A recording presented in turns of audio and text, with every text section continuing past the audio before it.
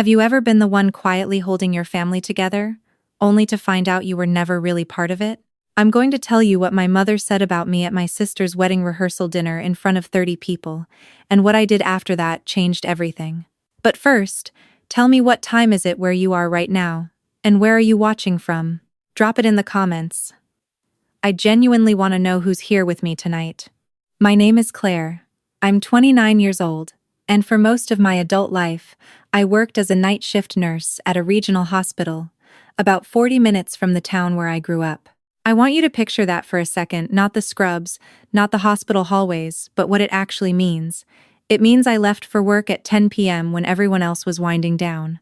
It means I drove home at 7 inches the morning when the rest of the world was just starting their day. It means holidays look different for me. Birthdays, Thanksgivings, Christmases. I either showed up exhausted, or I missed them entirely because I was on shift taking care of someone else's family while my own sat around a table without me. I never complained about it. Not once. Because I loved my job. I genuinely did. There is something about being the person in the room when someone is scared, when someone is in pain, when someone needs another human being to just stay present with them. I can't explain it, but it felt like the most real thing I had ever done with my life. My older brother Daniel is an investment banker in Chicago. He wears suits that cost more than my monthly car payment, and he talks about market trends the way other people talk about the weather.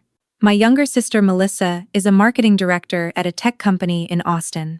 She has a ring light in her home office and a LinkedIn profile with a professional headshot. They are both, by any conventional definition of the word, successful. And then there's me, Claire, the nurse, the one who smells like antiseptic and works nights. My mother never said out loud that she was embarrassed by me. She didn't have to. It was in the way she described me to her friends. Claire is in healthcare, with this slight pause before healthcare, like she was still deciding if that counted. It was in the way she lit up talking about Daniel's bonus or Melissa's promotion, and then sort of ran out of steam when it was my turn. It was in the way she never once asked me what my job was actually like. Not once in 6 years. What she did ask me about, consistently, was money. Not in a direct way. My mother was never direct. It was always framed as a conversation, a check-in, a casual mention that things were tight this month. And over time, without ever sitting down and formally agreeing to anything, I had become the person who covered her credit card bill when it got too high. $350 a month. Sometimes $400, transferred quietly from my checking account to hers every single month for 2 years and 4 months. I kept track in a notes app on my phone, not because I was planning to ask for it back. I kept track because some part of me needed proof that I was doing something, that I was there, that I mattered in some concrete, measurable way, even if nothing else about my place in this family felt certain. Daniel knew I was helping. I had mentioned it once, briefly, and he nodded and said something like, "That's really good of you, Claire," and then changed the subject. Melissa didn't know, or if she did, she never acknowledged it. My mother never thanked me, not directly.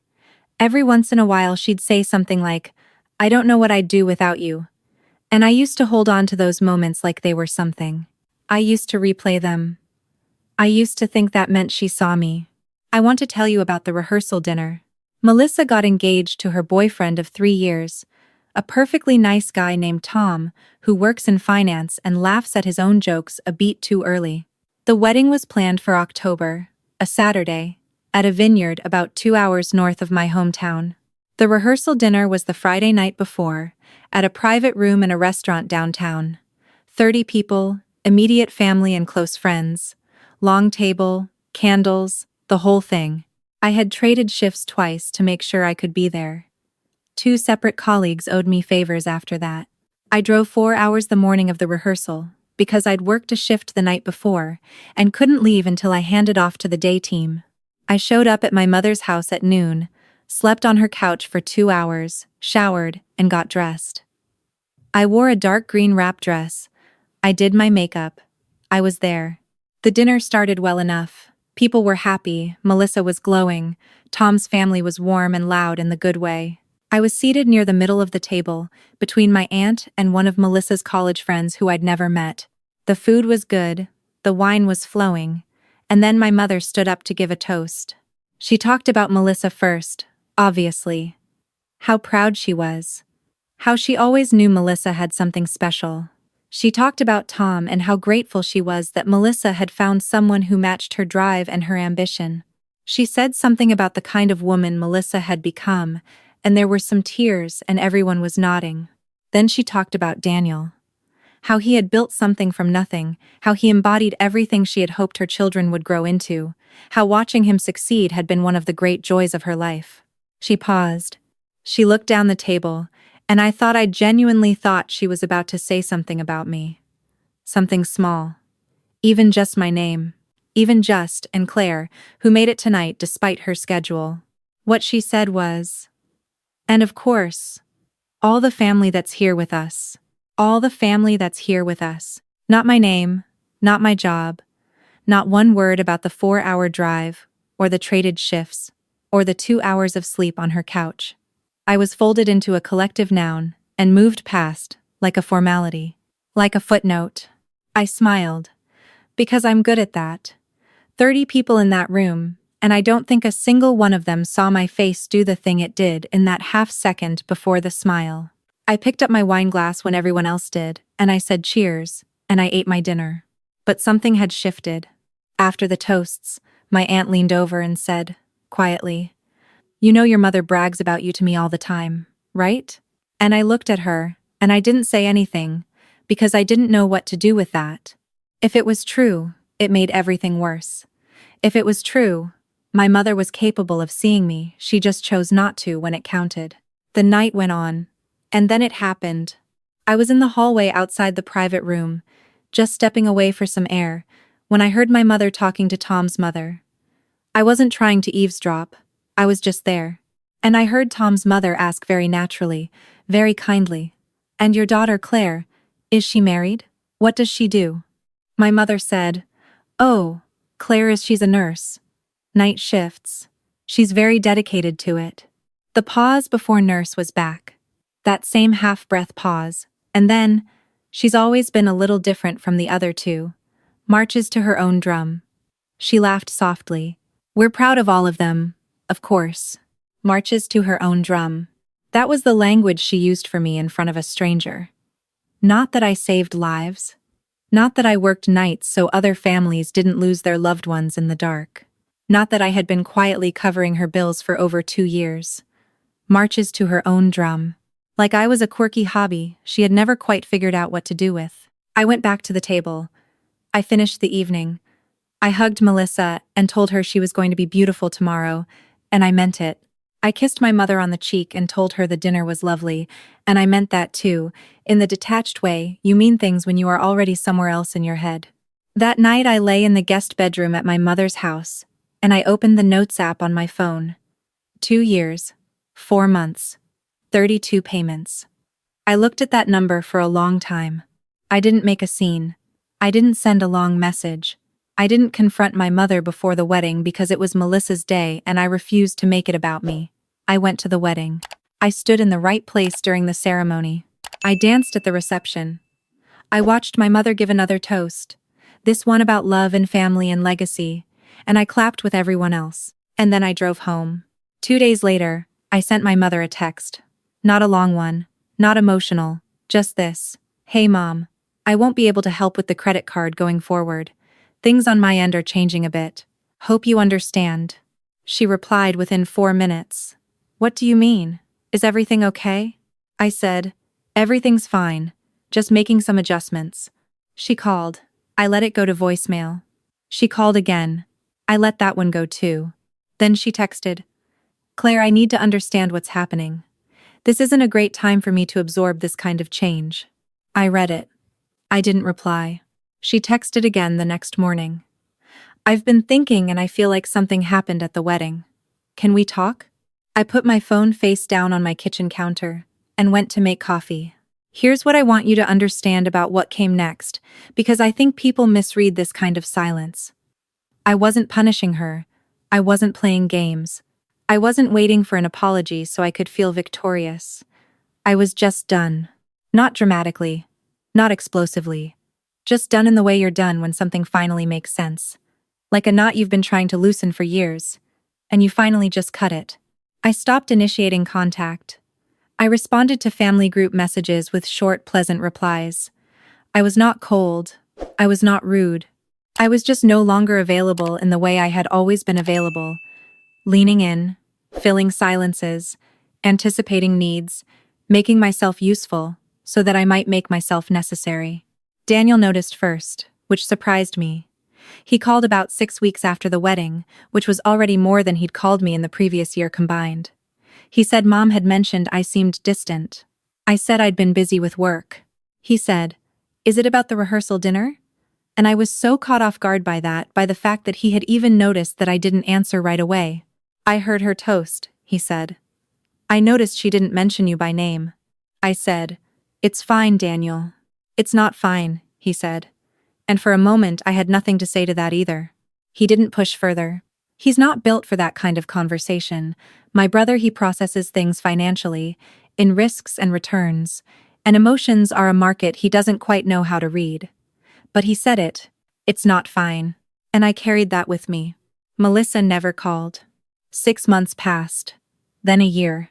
My mother and I had a kind of surface-level relationship, texts on birthdays, brief calls around holidays, a visit at Thanksgiving where we talked about everything except anything real. She stopped mentioning the credit card. I think she found another way to manage it, or she asked Daniel, or she adjusted her spending. I genuinely don't know, and I realized I didn't need to. And then my life started to actually move. I had been quietly putting in work, taking on extra certifications, doing a charge nurse rotation, applying for a position I'd been told I wasn't quite ready for the year before. At the 16-month mark after that rehearsal dinner, I was offered a position as a nurse manager for my unit. It came with a significant salary increase, a daytime schedule, and my name on a door. I didn't announce it to my family. I told my friends. I told my boyfriend Marcus, who had watched me come home from night shifts for 2 years and never once made me feel like I was less than extraordinary. I told my aunt, the one who had leaned over at the dinner because she had texted me out of nowhere 2 months after the wedding, to say I'm proud of you, for the record. And I had never forgotten that. I bought a condo. Not a big one, but mine. With my name on the deed and a parking spot that was also mine and a balcony, where I kept a single plant that I was determined not to kill. My mother found out about the promotion from my aunt, I think. She called me on a Tuesday evening and her voice was different, warmer in a way that had a quality I couldn't entirely trust. She said she'd heard the news, and she wanted me to know how proud she was. I said thank you. She said, "I feel like we've lost some closeness this past year, and I want to fix that." I said, "I think we're okay, Mom." She said, "Claire, I know I don't always say the right things. I know I'm not always good at." And here she paused, searching, showing how I feel about all my children equally. I waited. She said, "I want to do better. And I want to be honest with you about what I felt in that moment." It wasn't the rush of vindication I might have imagined, back when I was lying in her guest bedroom looking at my notes app. It wasn't anger. It was something quieter and more complicated. A tiredness, but also something that felt a little like the door opening a crack. I said, "I'd like that, Mom. We're not back to where we were. I don't think we should go back to where we were, because where we were was not actually good for me, even when I believed it was. We talk more honestly now, or she tries to, which is more than I had for years." She met Marcus last Christmas, and she called him by his name, and asked about his work, and smiled in a way that seemed real. She introduced me, at her book club, as my daughter Claire, who just became a nurse manager. Not a pause before nurse this time. Just my name and what I do. Said with something that actually sounded like she meant it. "I'm not going to tell you my family is fixed. I don't think families like mine ever fully fix. But I want to tell you what changed in me, because I think that's the part that actually matters. I stopped needing to be seen by people who had shown me, consistently, how limited their vision was. I stopped subsidizing relationships that ran on my energy and returned nothing. I stopped performing availability for people who couldn't even hold a space for my name in a toast. That doesn't mean I stopped loving my mother. It means I loved her from a distance that was healthy for me. And I stopped apologizing for that distance. The plant on my balcony is still alive, by the way. I don't know how, but it is. If any part of this story sounds like your life, if you've ever been the one keeping the lights on while someone refuses to see you, I want you to drop a comment below. Tell me what resonated. Tell me what you're holding onto that maybe you shouldn't be. And if you've already walked away from something that wasn't serving you, tell me that too. Because honest work, the kind that's done in the dark, in the quiet, without applause, is never something to be ashamed of. And the people who can't see that? That's not your failure. That's theirs. I'll see you in the next one. I used to think that if I just gave enough time, enough money, enough patience, eventually the people I loved would see me clearly. That's not naivety. That's just what it feels like to care about someone who isn't ready to care about you the same way back. Claire did that for years. She showed up exhausted. She transferred money quietly. She drove 4 hours on 2 hours of sleep because she wanted to be present for a family that couldn't even hold space for her name in a toast. What happened to Claire wasn't a sudden betrayal. It was a slow accumulation of small moments, pauses before the word nurse, introductions that leaned on the word different, a collective noun used in place of her actual name. None of those things were dramatic enough to point to and say, this is the moment everything broke, but they added up. And the people who dismiss small wounds because they aren't big enough to argue about have never had to carry 32 of them at once. Here's what I believe about the way life actually works. The choices we make consistently, quietly, over time, those are the ones that shape where we end up. Claire didn't get her promotion because she finally stood up and demanded recognition. She got it because for years, while no one was watching, she was becoming better at her work. She was learning, growing, taking on harder responsibilities, building real capability. The person who walked into that nurse manager interview wasn't the same person who used to lie awake in her mother's guest room, wondering if she'd ever be enough. She had already become enough. The title just caught up. That's what integrity does over time. It compounds. The same way a lack of integrity compounds in the other direction, and that's not judgment, that's just observation. Claire's mother spent years treating one child as a footnote and 2 children as the headline. She never stopped to ask which child would still be there when the story got hard. She found out the most important thing Claire did wasn't leaving. It was refusing to collapse inward when she was excluded. She didn't perform bitterness. She didn't chase validation from the people who had already shown her their limits. She redirected that energy into her own life, her own career, her own home, her own relationship, and she let the results speak without saying a word. That takes a specific kind of strength. Not the loud kind. The quiet kind. The kind that gets up for a night shift when the world is asleep, and does the work anyway.